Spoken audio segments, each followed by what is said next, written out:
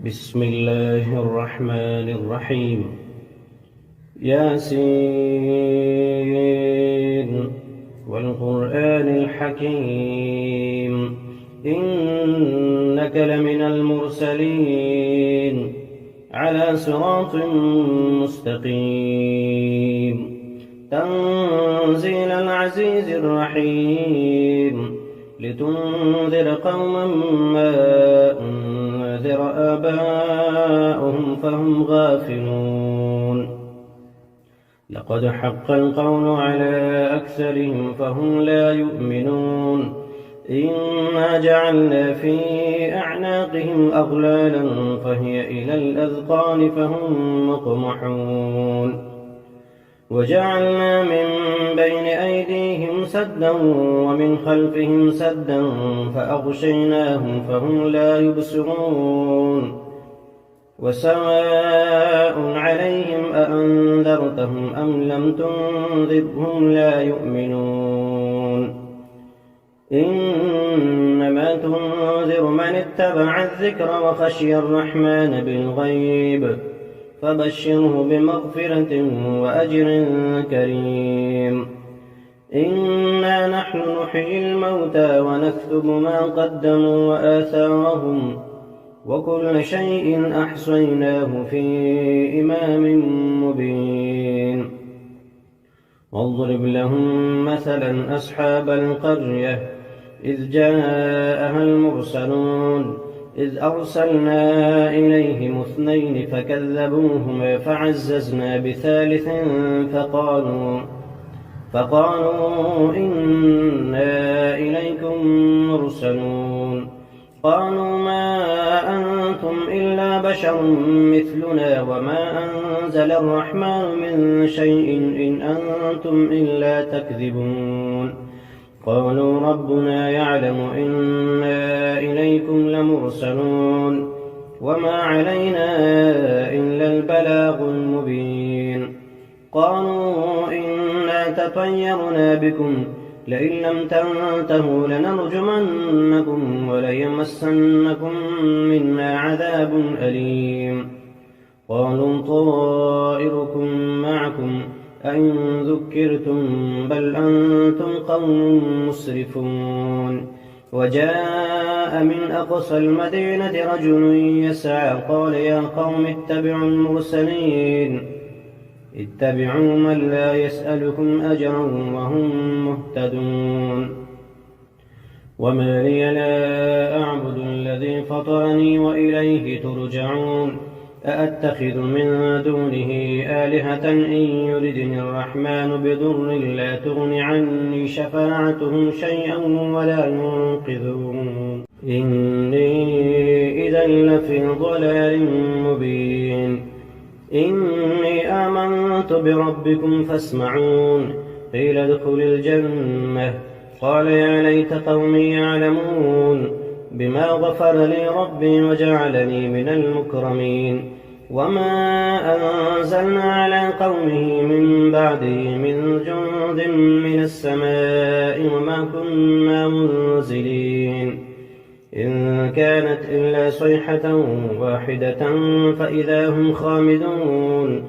يا حسرة على العباد ما يأتيهم من رسول إلا كانوا به يستهزئون ألم يروا كم أهلكنا قبلهم من القرون أنهم إليهم لا يرجعون وإن كل لما جميع لدينا محضرون وآية لهم الأرض الميتة أحييناها وأخرجنا منها حبا فمنه يأكلون وجعلنا فيها جنات من نخيل وأعناب وفجرنا فيها من العيون ليأكلوا من ثمره وما عملته أيديهم أفلا يشكرون سبحان الذي خلق الأزواج كلها مما تنبت الأرض ومن أنفسهم ومما لا يعلمون وآية لهم الليل نسلخ منه النهار فإذا هم مظلمون والشمس تجري لمستقر لها ذلك تقدير العزيز العليم والقمر قدرناه منازل حتى عاد كالعرجون القديم لا الشمس ينبغي لها أن تدرك القمر ولا الليل سابق النهار وكل في فلك يسبحون وآية لهم أنا حملنا ذريتهم في الفلك المشحون وخلقنا لهم من مثله ما يركبون وإن نشأ نغرقهم فلا صريخ لهم ولا هم ينقذون إلا رحمة منا ومتاعا إلى حين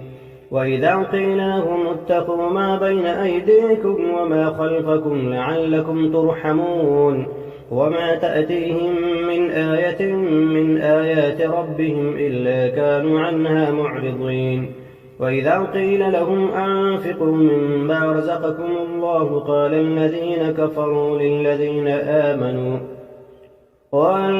كفروا للذين آمنوا أنطعم من لم يشاء الله أطعمه إن أنتم إلا في ضلال مبين ويقولون متى هذا الوعد إن كنتم صادقين ما ينظرون إلا صيحة واحدة تأخذهم فهم يخصمون فلا يستطيعون توصية ولا إلى أهلهم يرجعون ونفخ في الصور فإذا هم من الأجداث إلى ربهم ينسلون قالوا يا ويلنا من بعثنا من مرقدنا هذا ما وعد الرحمن وصدق المرسلون إن كانت إلا صيحة واحدة فإذا هم جميع لدينا محضرون فاليوم لا تظلم نفس شيئا ولا تجزون إلا ما كنتم تعملون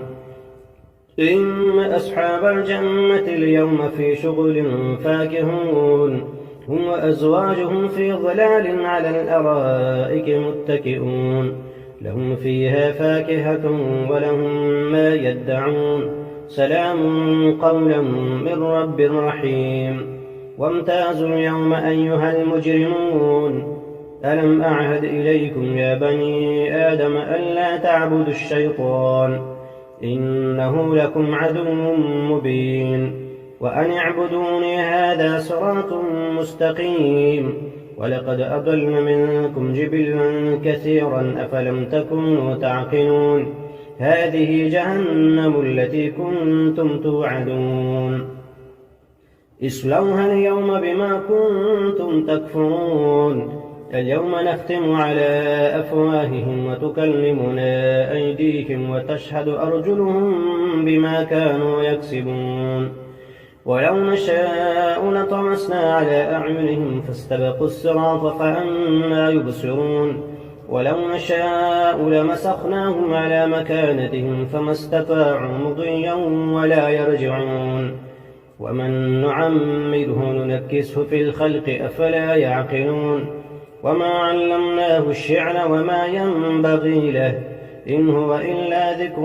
وقرآن مبين لينذر من كان حيا ويحق القول على الكافرين أولم يروا أنا خلقنا لهم مما عملت أيدينا أنعاما فهم لها مالكون وذللناها لهم فمنها ركوبهم ومنها يأكلون ولهم فيها منافع ومشارب أفلا يشكرون واتخذوا من دون الله آلهة لعلهم ينصرون لا يستطيعون نصرهم وهم لهم جند محضرون فلا يحزنك قولهم إنا نعلم ما يسرون وما يعلنون أولم ير الإنسان أنا خلقناه من نطفة فإذا هو خصيم مبين وضرب لنا مثلا ونسي خلقه قال من يحيي العظام وهي رميم قل يحييها الذي أنشأها أول مرة وهو بكل خلق عليم الذي جعل لكم من الشجر الأخضر نارا فإذا أنتم منه توقدون أوليس الذي خلق السماوات والأرض بقادر على أن يخلق مثلهم بلى وهو الخلاق العليم إنما أمره إذا أراد شيئا أن يقول له كن فيكون فسبحان الذي بيده ملكوت كل شيء وإليه ترجعون. بسم الله الرحمن الرحيم. الحمد لله الذي أنزل على عبده الكتاب ولم يجعل له عوجا قيما لينذر بأسا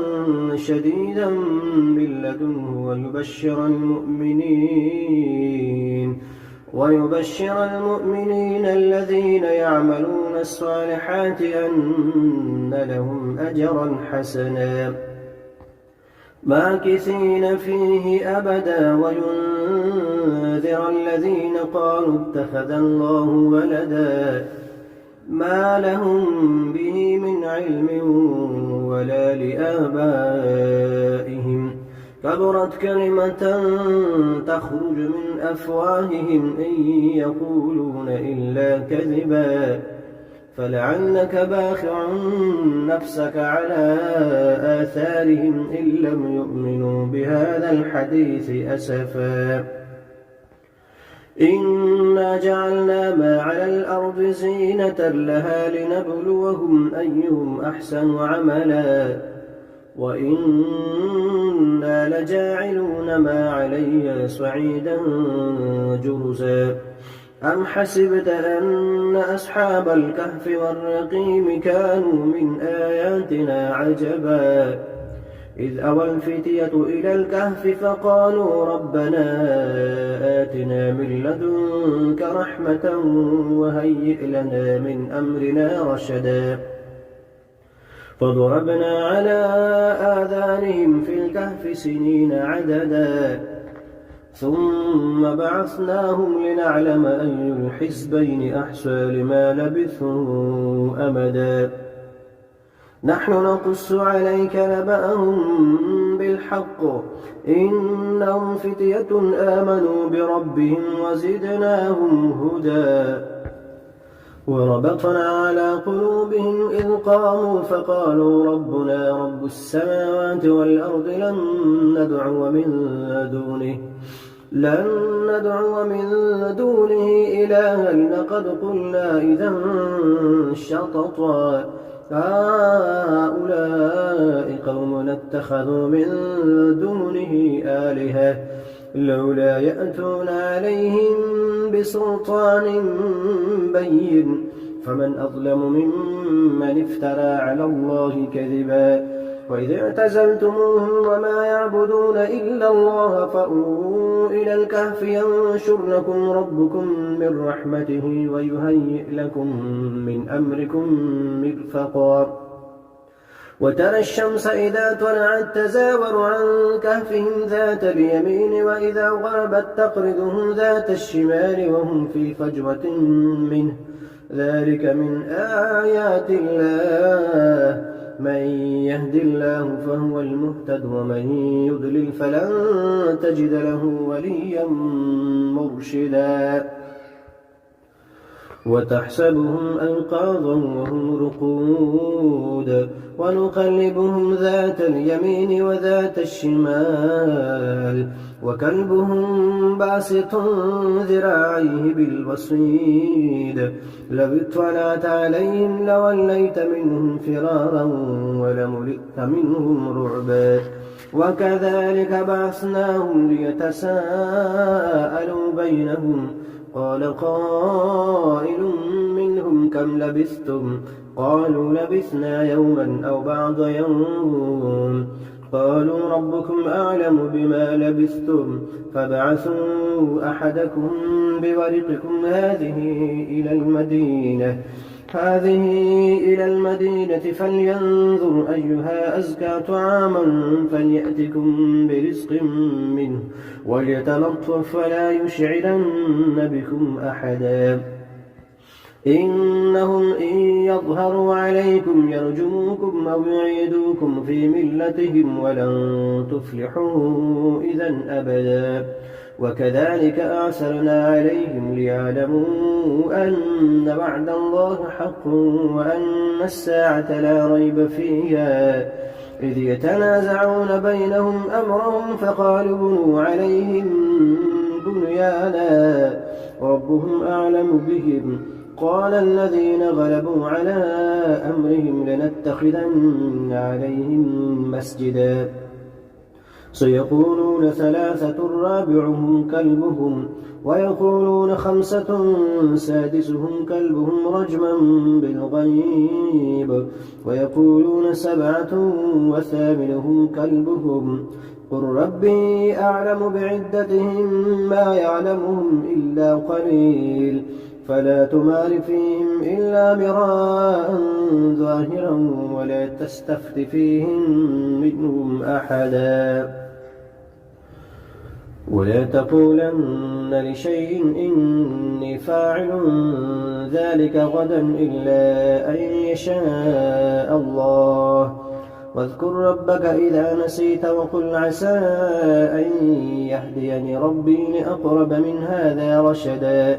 ولبثوا في كهفهم 300 سنين وازدادوا 9 قل الله أعلم بما لبثوا له غيب السماوات والأرض أبصر به وأسمع ما لهم من دونه من ولي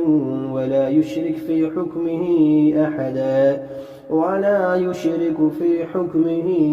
أحدا واتل ما أوحي إليك من كتاب ربك لا مبدل لكلماته ولن تجد من دونه ملتحدا واصبر نفسك مع الذين يدعون ربهم بالغداة والعشي يريدون وجهه ولا تعد عيناك عنهم تريد زينة الحياة الدنيا ولا تطع من أغفلنا قلبه عن ذكرنا واتبع هواه وكان أمره فرطا وقل الحق من ربكم فمن شاء فليؤمن ومن شاء فليكفر إنا أعتدنا للظالمين نارا أحاط بهم سرادقها وإن يستغيثوا يغاثوا بماء كالمهل يشوي الوجوه بئس الشراب وساءت مرتفقا إن الذين آمنوا وعملوا الصالحات إنا لا نضيع أجر من أحسن عملا أولئك لهم جنات عدن تجري من تحتهم الأنهار يحلون فيها من أسابر من ذهب ويلبسون ثيابا خضرا من سندس واستبرق متكئين فيها على الأرائك نعم الثواب وحسنت مرتفقا واضرب لهم مثلا رجلين جعلنا لأحدهما جنتين من أعناب وحففناهما بنخل وجعلنا بينهما زرعا كلتا الجنتين آتت أكلها ولم تظلم منه شيئا وفجرنا خلالهما نهرا وكان له ثمر فقال لصاحبه وهو يحاوره أنا أكثر منك مالا وأعز نفرا ودخل جنته وهو ظالم لنفسه قال ما أظن أن تبيد هذه أبدا وما أظن الساعة قائمة ولئن رددت إلى ربي لأجدن خيرا منها منقلبا قال له صاحبه وهو يحاوره أكفرت بالذي خلقك من تراب ثم من نطفة ثم سواك رجلا لكن هو الله ربي ولا أشرك بربي أحدا ولولا إذ دخلت جنتك قلت ما شاء الله لا قوة إلا بالله إن ترني أنا أقل منك مالا وولدا فعسى ربي أن يؤتيني خيرا من جنتك ويرسل عليها حسبانا من السماء فتصبح صعيدا زلقا أو يصبح ماؤها غورا فلن تستطيع له طلبا وأحيط بثمره فأصبح يقلب كفيه على ما أنفق فيها وهي خابية على عروشها ويقول يا ليتني لم أشرك بربي أحدا ولم تكن له فئة ينصرونه من دون الله وما كان منتصرا هنالك الولاية لله الحق هو خير ثوابا وخير عقبا واضرب لهم مثل الحياة الدنيا كماء إن أنزلناه من السماء فاختلط به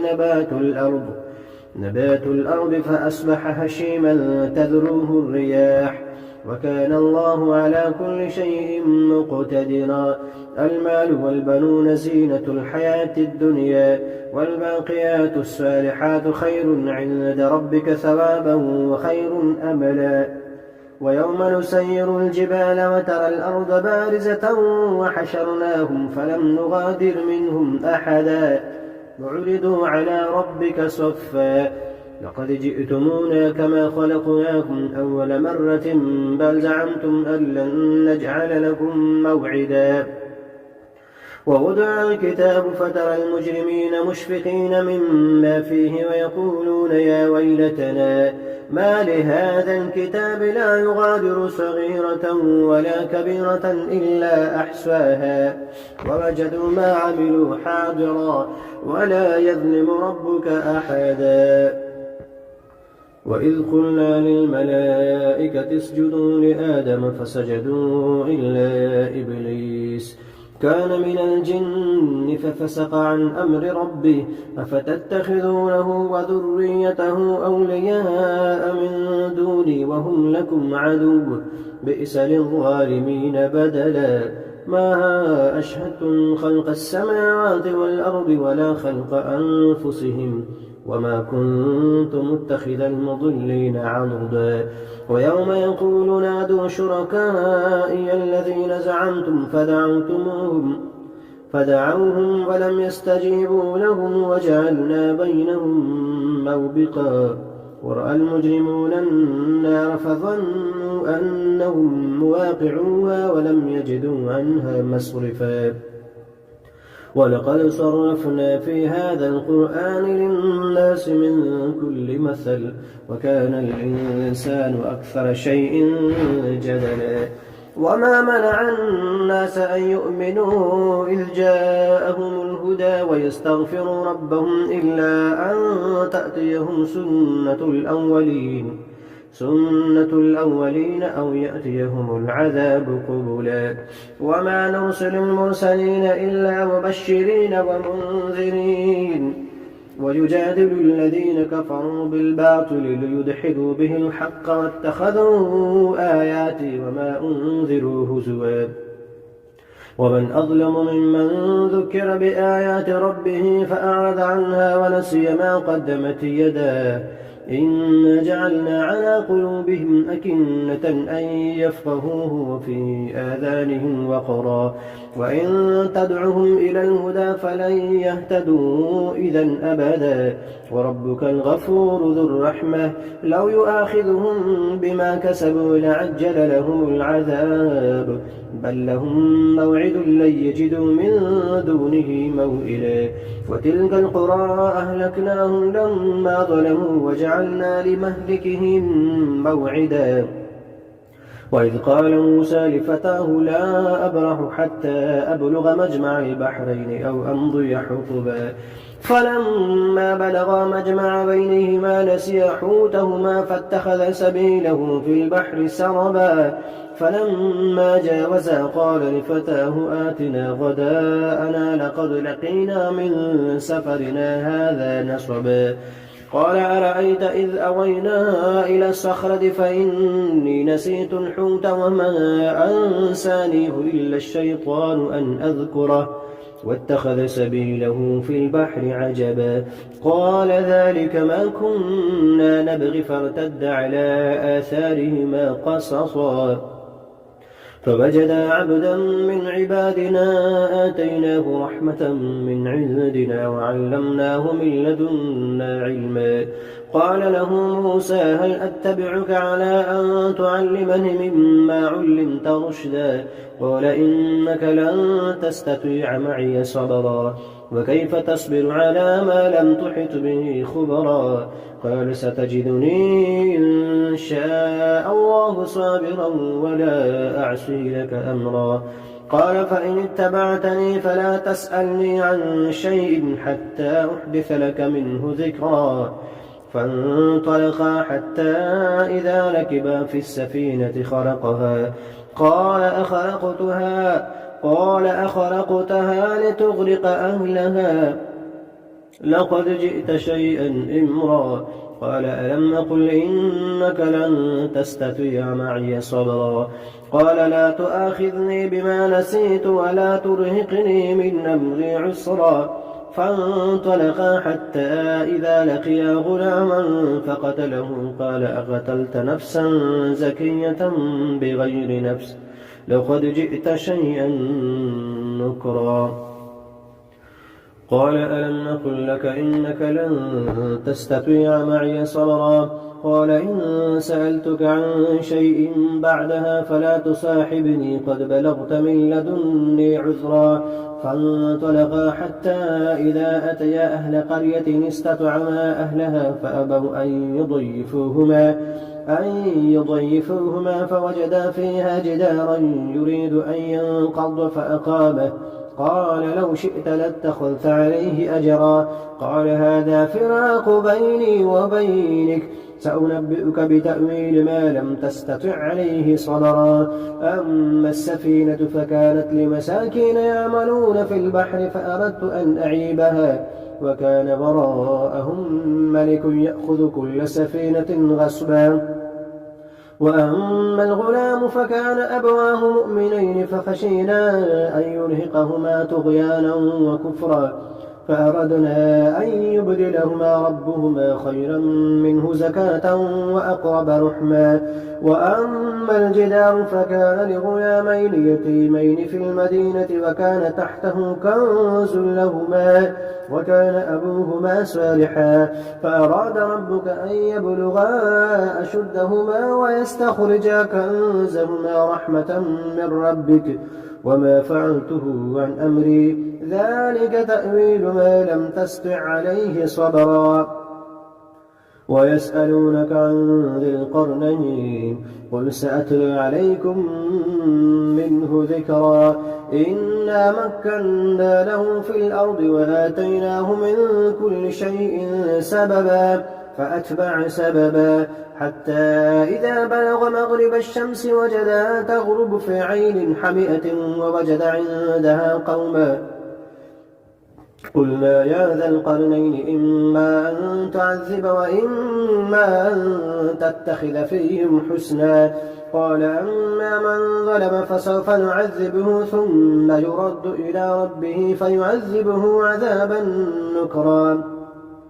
وأما من آمن وعمل صالحا فله جزاء الحسنى وسنقول له من أمرنا يسرا. ثم أتبع سببا حتى إذا بلغ مطلع الشمس وجدها تطلع على قوم لم نجعل لهم من دونها سترا كذلك وقد أحطنا بما لديه خبرا. ثم أتبع سببا حتى إذا بلغ بين السدين وجد من دونهما قوما لا يكادون يفقهون قولا.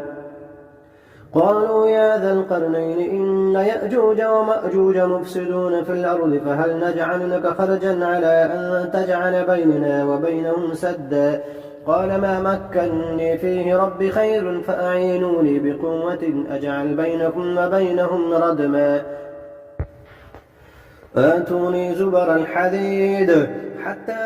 إذا ساوى بين الصدفين قال انفخوا حتى إذا جعله نارا قال آتوني أفرغ عليه قطرا. فما استطاعوا أن يظهروه وما استطاعوا له نقبا. قال هذا رحمة من ربي فإذا جاء وعد ربي جعله دكا وكان وعد ربي حقا. وتركنا بعضهم يومئذ يموج في بعض ونفخ في السور فجمعناهم جمعا وعرضنا جهنم يومئذ للكافرين عرضا الذين كانت أعينهم في غطاء عن ذكري وكانوا لا يستطيعون سمعا أفحسب الذين كفروا أن يتخذوا عبادي من دوني أولياء إنا أعتدنا للكافرين نزلا قل هل ننبئكم بالأخسرين أعمالا الذين ضل سعيهم في الحياة الدنيا وهم يحسبون أنهم يحسنون صنعا أولئك الذين كفروا بآيات ربهم ولقائه فحبطت أعمالهم فلا نقيم لهم يوم القيامة وزنا إن الذين آمنوا ذلك جزاؤهم جهنم بما كفروا واتخذوا آياتي ورسلي هزوا إن الذين آمنوا وعملوا الصالحات كانت لهم جنات الفردوس نزلا